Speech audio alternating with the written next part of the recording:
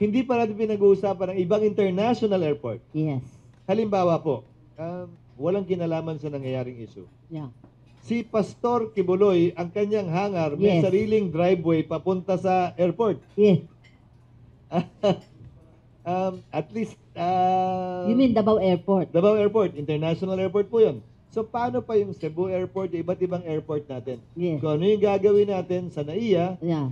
dapat gawin nationwide. din yan sa iba't ibang international airport natin para matiyak na walang papasok dito na kontrabando o illegal at wala ring makakalabas na wanted o may warrant of arrest. Nain ng pag-alis ng bansa, sa mahabang panahon sinasabi ko na ito.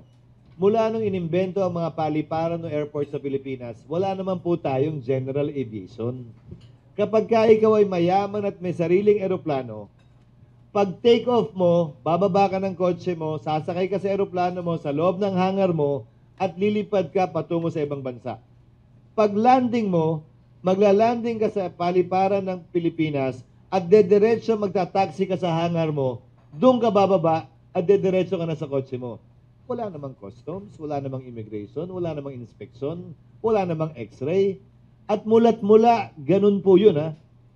Ilang beses ko na at makailang ulit ko nang sinabi yan sa budget hearings ng DOTR.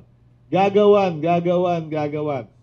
Ngayong tinake over o iti-take over na ng San Miguel ang paliparan natin ng NAIA, natanong ko yan sa San Miguel, may plano ba sila at kaugnay ng general aviation na lahat ng sumasakay sa pribadong eroplano pag landing at pag take off, dadaan sa proseso? Ang sagot ay oo. At ang balak daw nila ay yung pinakaunang airport. Panahon mo yun, ma'am. Di ba, yung unang-unang Careful airport, ka, ako nagtatanong. yung unang panahon natin yan, ma'am. Okay. That's better. Yung unang-unang airport, na alam mo yung Sa domestic. Yung domestic. Oh, yeah, right now. yun ang gagawing o plano nilang gawing Gen Up. Okay. So, ang mangyayari, paparada yung private plane ni Mayaman, dadaan sa customs, inspection, security check, immigration, sasakay ng eroplano. Pag landing, bababa siya, dadaan muli sa terminal na yun, i-inspeksyonin yung eroplano bago iparada sa hangar.